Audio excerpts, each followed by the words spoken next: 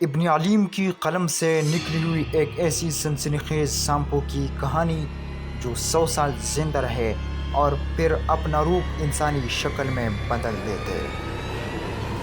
انتقام کی ایک ایسی داستان جس سے آپ کی رونگٹے کھڑے ہو جائیں گے۔ تو تیار ہو جائے قسط نمبر 1 کے لیے اور ہمارے چینل کو سبسکرائب کرنا نہ بھولے۔ جنوری کی یہ بستہ رات کا آخری پہر تھا اور تیزی سے چلتا جا رہا تھا۔ اس کا رخ ٹٹا شہر کے قدیم ترین مکلی قبرستان کی طرف تھا۔ اس کی آج کی رات بھی یوں ہی بے مقصد گھومتے گزر گئی تھی۔ آج بھی اس کی تلاش ختم نہیں ہوئی تھی۔ اس کا ہر رات کا معمول تھا اور اس معمول کو کئی سال ہو گئے تھے۔ مغرب کے اذان کے بعد وہ اپنی مسکن سے نکل آتا اور اس کی تلاش میں جس کے لیے یا آیا تھا صحرا بیابانوں کی خاک چان کر صبح کی پھوٹنے سے پہلے اپنی مسکن کی طرف لوٹ جاتا تھا۔ کئی سال گزر گئے تھے مگر اسے وہ نہیں ملا اور نہ ہی اس کی تلاش ختم ہوئی تھی۔ جس کی اس کو تلاش تھی وہ بھی جیسا ہی تھا۔ اس نے ایک دفعہ 2 لوگوں سے سنا تھا کہ وہ یا سندھ کے زمین میں کئی سال سے موجود ہے اور یہ اس کی تلاش میں یا ٹٹا شہر میں آیا تھا۔ اسے اپنی جنم بھومی تو یاد نہیں تھی، البتہ اتنا پتہ تھا کہ اسے یا ٹٹا شہر تک پہنچنے میں کئی سال لگے تھے۔ اس دوران وہ کئی بار انسانوں کا غلام ہونے سے بال بچا تھا، بلکہ 1-2 بار تو موت کے منہ میں بھی جاتے رہ گیا تھا، یا اسے اپنا مسکن مکلی قبرستان کے ایک پرانے سے درخت کے قریب بنایا تھا۔ سوچوں میں گم و تیزی سے رواتا ہوا تھا کہ اچانک سامنے کسی گاڑی کی ہیڈ لائٹس نظر آئی۔ اس نے چونک کر سامنے دیکھا اور چھلانگ لگا کر ایک طرف جھاڑیوں میں کود گیا۔ اسی لمحے ایک گاڑی زن سے اس کے قریب سے گزرتی چلی گئی۔ اس کی تیز نظروں نے اتنے وقت میں ہی گاڑی میں موجود نفوس کی گنتی کر لی تھی۔ وہ کل 4 انسان تھے جن میں ایک عورت بھی تھی۔ اس نے ایک بار پھر قدم بڑھا دیے مگر اب کی بار اس عام راستہ چھوڑ کر جھاڑ چنگار میں چلنے کو ترجیح دی تھی۔ یہ نہیں چاہتا کہ کسی انسان کی اسی پہ نظر پڑے یا کسی انسان اس کا ڈاکرا ہو۔ اس زہریلے حشرات سے کسی بھی قسم کا کوئی خوف نہیں تھا، اس لیے وہ بے دھڑک جھاڑیوں میں سے گزرتا جا رہا تھا۔ اسے خوف تھا تو بس انسانوں کا۔ انسانوں سے اسے بچپن سے ہی ڈر لگتا تھا، خاص طور سے اس وقت سے جب ایک انسان نے اس کے سامنے اس کی ماں کو بے دردی سے مار دیا تھا، اور پھر کچھ عرصہ بعد ایک اور انسان عجیب سی کوئی چیز بجھا کر اس کے باپ کو پکڑ کر لے گیا تھا۔ اس کے بعد اس کے باپ کا کوئی پتہ نہیں چلا تھا۔ اس وقت یہ ایک چھوٹا سا تھا اور اس نے سب اپنی آنکھوں سے دیکھا تھا۔ اس وقت اسے سمجھ نہیں آئی تھی کہ اس انسان منہ سے لگا کر ایسی کیا چیز بجاتی تھی جس سے اس کے باپ نہ چاہتے ہوئے بھی خود بخود اس انسان کی طرف کھینچتا چلا گیا تھا۔ مگر جو یہ بڑا ہوتا گیا اسے سب سمجھ آ گئی تھی۔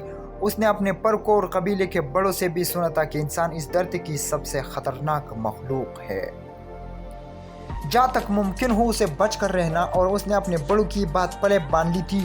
سوچی میں گم سے پتہ ہی نہ چلا وہ قبرستان کے قریب پہنچ گیا۔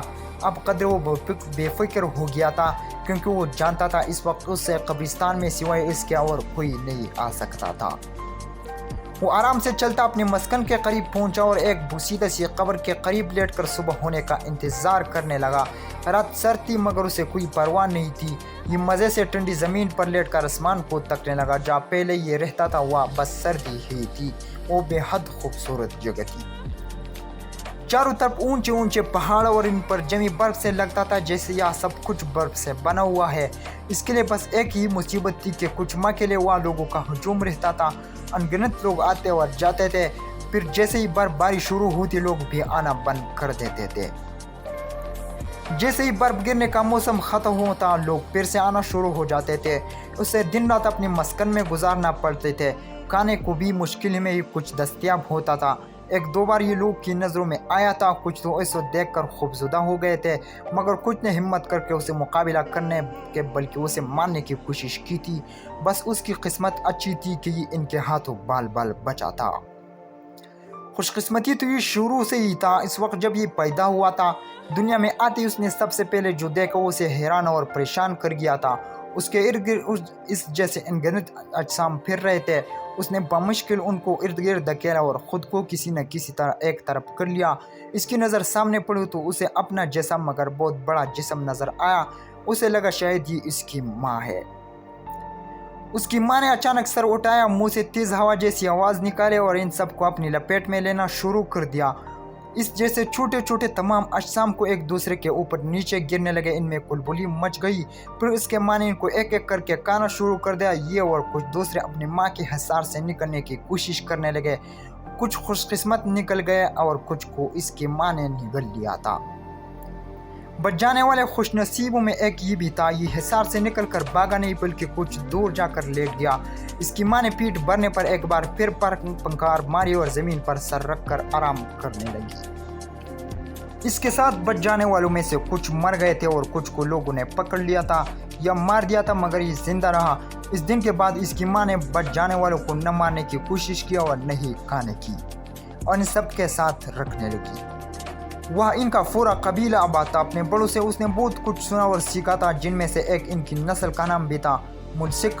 یہ ملسک نسل سے تھا۔ اسے انعام اچھا لگا تھا۔ پھر جب ایک دن اس کی ماں کو کسی انسان نے مار دیا اور باپ کو کوئی سفیرہ پکڑ کر لے گیا تو یہ دل برداشتہ ہو کر قبیلے اور اس جگہ سے نکل آیا۔ یہ دن رات چلتا رہا اور نہ جانے کہاں اور کتنی دور نکل آیا۔ اسے کوئی خبر نہیں تھی کہ وہ اس وقت کہاں ہے، اور ایک خوبصورت اور ٹھنڈا علاقہ تو اسے یہ جگہ پسند آئی تو اس نے یہی اپنا مسکن بنا لیا۔ اسے نہیں معلوم کہ اسے یہاں رہتے کتنا عرصہ گزر گیا تھا۔ البتہ اتنا ضرور ہوا تھا کہ پہلے حالات اور تھے، اب اس سے مختلف تھے۔ لوگ بھی بدل گئے تھے اور کسی حد تک موسم میں بھی تبدیلی آ گئی تھی۔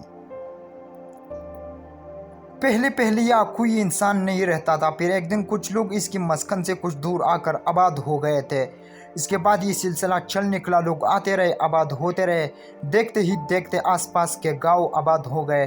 طویل عرصہ گزرا، لوگ اس جگہ کو دیکھنے آنے لگے۔ انسانوں کی بہتات ہونے لگے تو اسے خطرہ محسوس ہوا۔ انسانوں سے اسے دور ہی رہنے کا کہا گیا تھا۔ اس نے یہاں سے کوچ کا فیصلہ کیا اور ایک بار پھر چل پڑا۔ وہ چلتا رہا اور کئی شہر گاؤں جنگلوں سے گزرتا ایک ایسی جگہ پہنچا جہاں دور دور تک انسانوں کا نام و نشان نہ تھا۔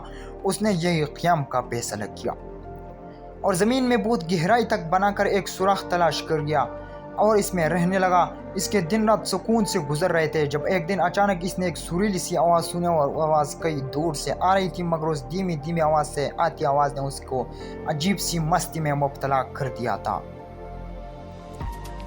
اس کا دل چاہ رہا تھا یہ آواز کے قریب سے جا کے سنے۔ اسے محسوس بھی نہ ہوا کہ اس کے جسم میں اس سریلی سی آواز کو سن کر آہستہ آہستہ ہلکولے لے رہا ہے۔